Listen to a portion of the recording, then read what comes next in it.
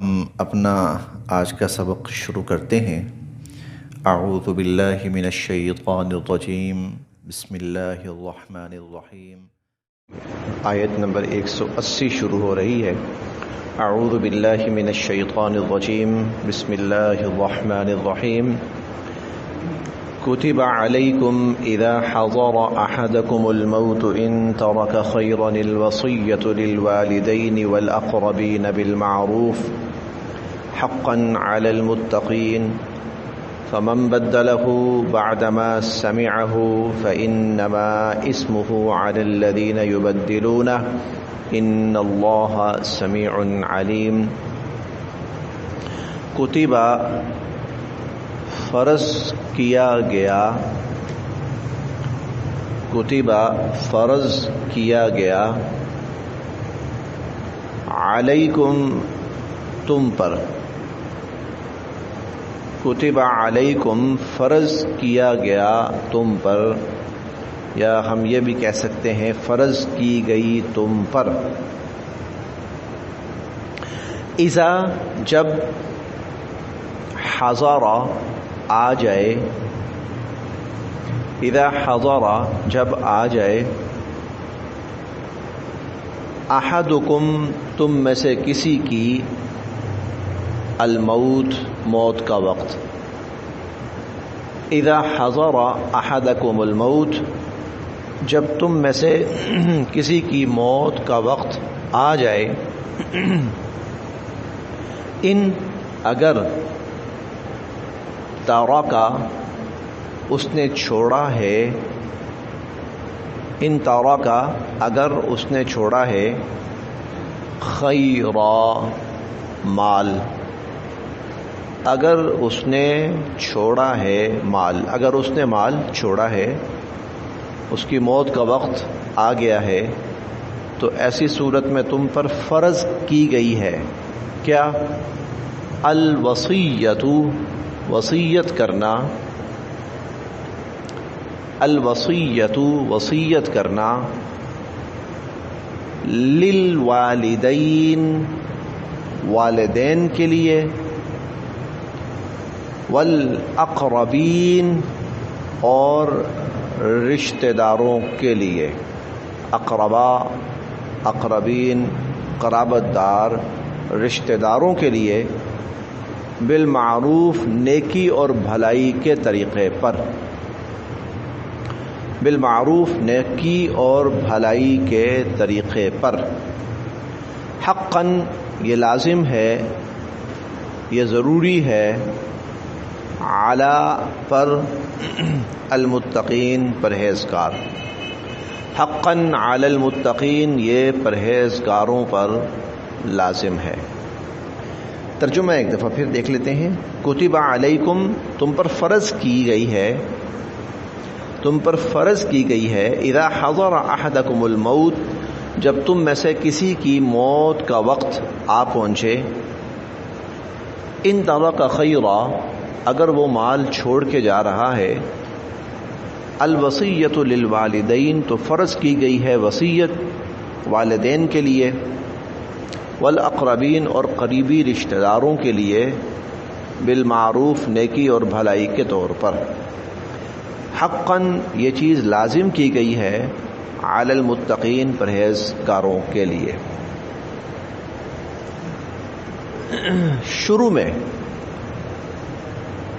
شروع میں جب ابھی وراثت کے احکامات نہیں آئے تھے تو عربوں کے اندر دستور یہ تھا، طریقہ یہ تھا کہ وہ کہتے تھے وراثت صرف اور صرف بیٹوں کا حق ہے، وراثت صرف اور صرف بیٹوں کا حق ہے، اس میں بیٹیاں، والدین یا اور کسی کا حق نہیں ہے۔ چنانچہ اولین طور پر، ابتدائی طور پر اللہ تعالیٰ نے یہ حکم نازل فرمایا، یہ مستقل حکم نہیں تھا، یہ آغاز میں ابتدائی طور پر یہ حکم نازل فرمایا، اور وہ یہ تھا کہ اگر کسی شخص کا آخری وقت آ جائے تو اسے چاہیے کہ وہ والدین اور رشتہ داروں کے حق میں بھی وصیت کر کے جائے، یہ نہ ہو کہ اس کا مال صرف اور صرف اس کی اولاد کو ہی اور بیٹوں کو ہی مل جائے، نہیں، بلکہ والدین اور قریبی رشتہ داروں کے لیے بھی یہ ابتدائی حکم تھا۔ اس طرح کے بہت سے احکامات قرآن کریم میں ہیں جو شروع میں نازل ہوئے، بعد میں ان کو پھر تبدیل کر دیا گیا، لیکن پھر بعد میں انشاءاللہ سورہ النساء میں ہم پڑھیں گے، وہاں پھر اللہ تعالیٰ نے تفصیلی حکم نازل فرمایا اگر کوئی شخص فوت ہو جاتا ہے تو اس کی وراثت کن کن لوگوں کو ملے گی اور کتنی کتنی ملے گی۔ یہ سورہ النساء میں بھی آتا ہے، سورہ النساء میں 2 جگہ آتا ہے، شروع میں بھی آتا ہے اور بالکل آخر میں بھی آتا ہے، وراثت کے احکام دو جگہوں پر آتے ہیں۔ تو یہ ابتدائی حکم تھا۔ شروع میں جب عربوں کا ایک جاہلانہ طریقہ چل رہا تھا تو اس کو پھر ختم کرنے کے لیے قرآن کریم نے یہ کہا کہ نہیں، صرف بیٹوں تک محدود نہ کرے بلکہ وہ اس میں والدین کو بھی شامل کرے اور کچھ قریبی عزیزوں اور رشتہ داروں کو بھی شامل کرے۔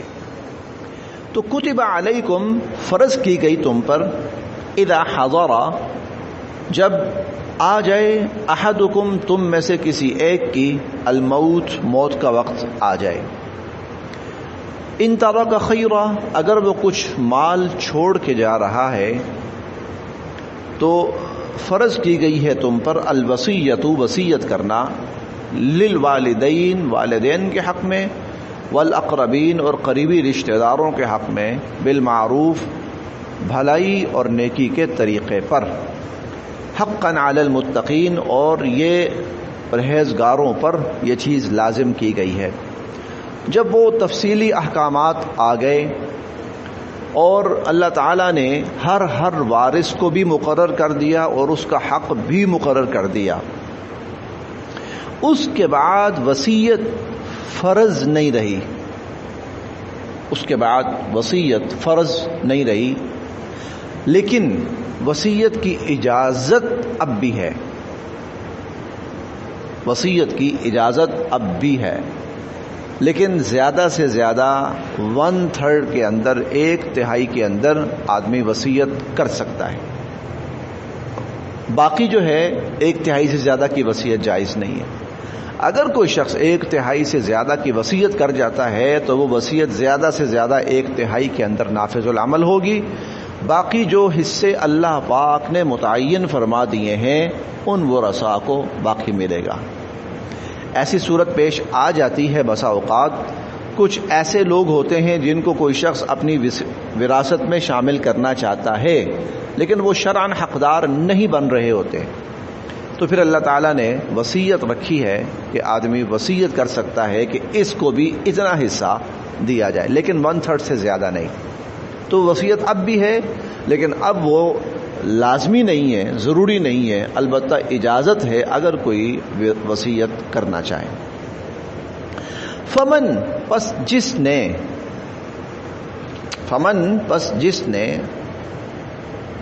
بدلہ اس وصیت کو بدل دیا، فمن بدلہ پس جس نے اس وصیت کو بدل دیا، بعد ما جب کہ سمعہ اس نے وہ وصیت سن لی تھی، فمن بدلہ بعد ما سمعہ سن لینے کے بعد جس نے وہ وصیت تبدیل کر دی، فإنما تو بے شک اسمہ اس کا گناہ علی الذین ان لوگوں پر ہے، یبدلونہ جو اس کو بدل ڈالے، تو پھر گناہ ان لوگوں پر ہے جو اس کو بدل ڈالے۔ اس کی 2 صورتیں تھیں، ایک صورت تو یہ تھی کہ مرنے والا وصیت کر رہا ہے کہ بھائی میرے ماں باپ کو بھی دینا ہے اور میرا یہ فلاں فلاں رشتہ دار ہے، ان کو بھی وراثت میں شامل کرنا ہے، وہ وصیت کر رہا ہے، اس کا انتقال ہو جاتا ہے تو بیٹے جو ہیں کھڑے ہو جاتے ہیں، بھائی یہ تو صرف ہمارا حق ہے، کسی کا حق نہیں ہے، ہم نہیں مانتے اس وصیت کو۔ اب اگر وہ تبدیلی کریں گے، چینج کریں گے تو اس کا گناہ ان پر ہے، اس کا گناہ ان پر ہے۔ ایک صورت تو یہ، دوسری صورت یہ ہے کہ جب 1/3 کے اندر اللہ تعالیٰ نے وصیت کرنے کی اجازت دے دی اور کوئی شخص وصیت کرتا ہے تو اس کی وصیت کو پورا کرنا پڑے گا، بعد میں کوئی شخص تبدیل نہیں کر سکتا۔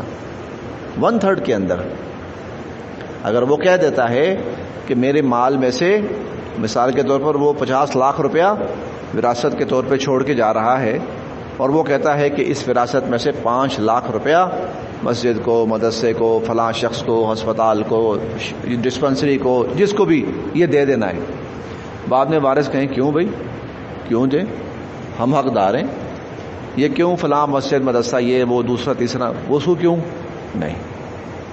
اب جو اس کو تبدیل کرے گا سننے کے بعد فإنما اسمہ علی الذین یبدلون، تو اس کا گناہ ان لوگوں پر ہے جو اس کو بدلیں گے۔ ان اللہ، بے شک اللہ تعالی، سمیع، سننے والے ہیں، علیم، جاننے والے ہیں۔ ان اللہ سمیع علیم، بے شک اللہ تعالی سننے والے ہیں، جاننے والے ہیں۔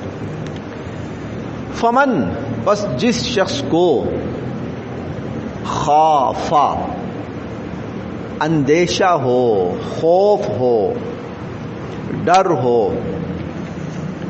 من سے، موسن، وصیت کرنے والا، جس کو وصیت کرنے والے کی طرف سے خوف ہو، ڈر ہو، اندیشہ ہو، جنفن، جانبداری کا، او اسمن، یا گناہ کا۔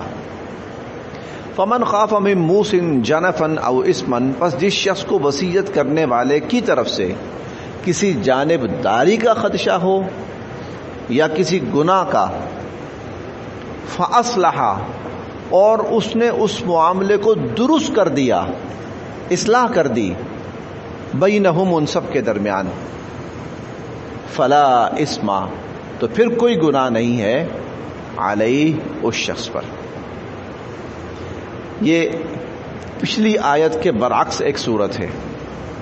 پچھلی آیت میں یہ تھا کہ ایک وصیت کرنے والا صحیح وصیت کر کے گیا ہے، بعد میں اگر کوئی اس کو تبدیل کر دیتا ہے تو غلط ہے، تبدیل کرنے والے پر گناہ ہوگا۔ اب یہاں دوسری صورت بیان ہوئی ہے، وہ یہ کہ وصیت کرنے والا گڑبڑ کر کے گیا ہے، وہ کسی حقدار کو محروم کر کے گیا ہے، کوئی ایسی شرط لگا گیا، ایسی کنڈیشن لگا گیا کہ جس کی وجہ سے حقدار جس کا شرعاً حق ہے وہ محروم ہو رہا ہے، یا کسی کا حق زیادہ ہو رہا ہے، کسی کا کم ہو رہا ہے۔ اب ان میں سے ایک شخص بیٹھتا ہے اور بیٹھ کر اس معاملے کو بالکل شریعت کے مطابق ٹھیک کر دیتا ہے، جس کا جو حق بنتا ہے وہ حق اس کے حوالے کر دیتا ہے۔ اب تبدیلی یہ بھی کر رہا ہے، یہ وصیت کرنے والے کی اس وصیت کے اندر تبدیلی کر رہا ہے، لیکن یہ جو تبدیلی ہے چونکہ یہ انصاف پر مبنی ہے، حق پر مبنی ہے، لہذا فلا اسم علیہ، اس پر کوئی گناہ نہیں، بلکہ اس پر ثواب ہوگا، اس پر ثواب ہوگا کہ جو معاملہ غلط جا رہا تھا اس نے اس معاملے کو ٹھیک کر دیا۔ فلا اسم علیہ، اس پر کوئی گناہ نہیں ہے۔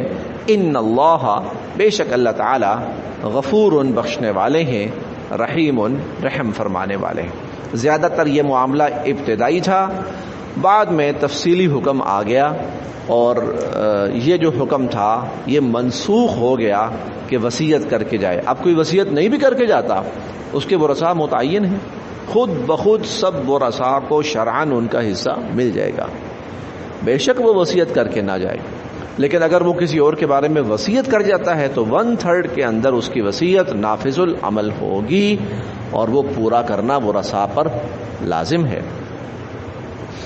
یا ایھا الذین آمنوا، اے ایمان والو، کتبہ، فرض کیے گئے، کتبہ، فرض کیے گئے، علیکم، تم پر، الصیام، روزے، تم پر روزے فرض کیے گئے۔ وہ نیکی کا سلسلہ شروع ہوا تھا نا، یہ بھی نیکی ہے، یہ بھی نیکی ہے، یہ بھی نیکی ہے، تو اب وہ سلسلہ چل رہا ہے، وہ ساری نیکی کا سلسلہ چل رہا ہے۔ اسلامی شریعت، اسلامی احکام، اسلامی آداب تفصیل کے ساتھ، یہ تقریباً نا دوسرے پارے کے اختتام تک چلے گا. پھر درمیان میں کچھ واقعات آ جائیں گے. واقعات کے بعد پھر یہ سلسلہ چلے گا.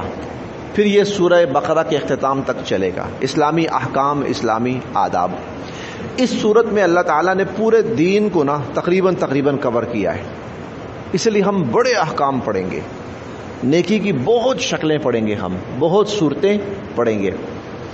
اب یہاں پر روزوں کا سلسلہ شروع ہو رہا ہے. روزوں کے احکام.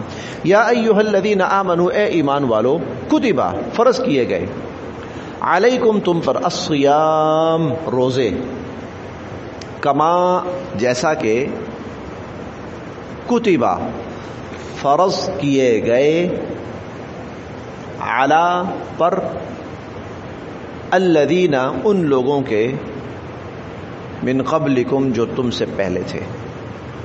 کما کتبہ جیسا کہ فرض کیے گئے، علی الذین ان لوگوں پر، من قبلکم جو تم سے پہلے تھے. یا ایھا الذین آمنوا، اے ایمان والو، کتب علیکم الصیام تم پر روزے فرض کیے گئے ہیں، کما کتب علی الذین من قبلکم جیسا کہ تم سے پہلے والوں پر فرض کیے گئے تھے. لعل تاکہ، تم تتقون پرہیزگار ہو جاؤ. لعلکم تتقون تاکہ تم متقی بن جاؤ، تاکہ تم پرہیزگار ہو جاؤ. اب یہ کتنے روزے فرض کیے گئے ہیں؟ ایام معدودات.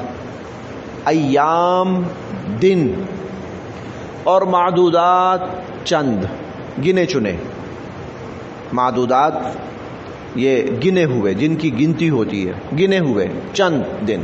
ایام معدودات چند دن ہیں جن کے روزے تم پر فرض کیے گئے ہیں. اب وہ چند دن کتنے ہیں؟ اگر آپ اگلی آیت دیکھیں تو اس کا پہلا لفظ ہے شہر رمضان.